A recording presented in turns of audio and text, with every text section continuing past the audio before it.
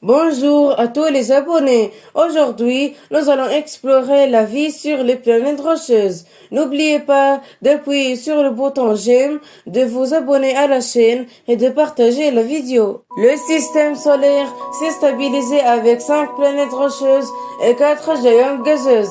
La première est Mercure, située dans son orbite chaude.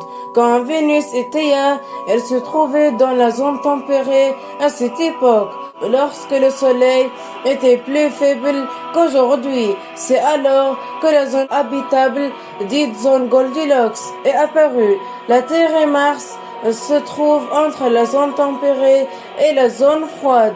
Ces planètes se distinguent par plusieurs caractéristiques. Elles possèdent une surface solide, une atmosphère généralement stable et sont capables de produire de l'oxygène, le gaz essentiel au développement de la vie sur ces planètes. Ce n'est pas tout, elles ont aussi la capacité de produire des plantes qui sont la principale source d'oxygène. Des millions d'années se passaient, les planètes rocheuses se sont stabilisées dans leur orbite connue. Mercure est extrêmement chaude, avec des températures dépassant les 400 degrés Celsius, et sa probabilité d'abriter la vie n'est que d'1%. Vénus, située dans la zone habitable, avait à une époque 40% de chances en plus de développer la vie. Quant à Théa, bien qu'elle se trouvait aussi dans la zone Goldilocks, elle est restée chaude et instable au niveau de son atmosphère.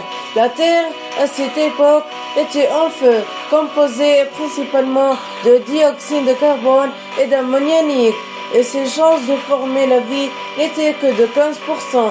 Mars, situé la zone tempérée et la zone froide, a eu la chance de développer la vie. Des plantes primitives y sont apparus, produisant de l'oxygène, et ses chances de soutenir la vie en étant 60%. Ces planètes stables sont restées en place grâce à Jupiter, dans la forte gravité et de maintenir la stabilité de la ceinture d'astéroïdes. Et avec la formation des premières plantes sur Terre, une grande surprise s'est produite. La planète Théa s'est dangereusement approchée de la Terre jusqu'à entrer en collision avec elle.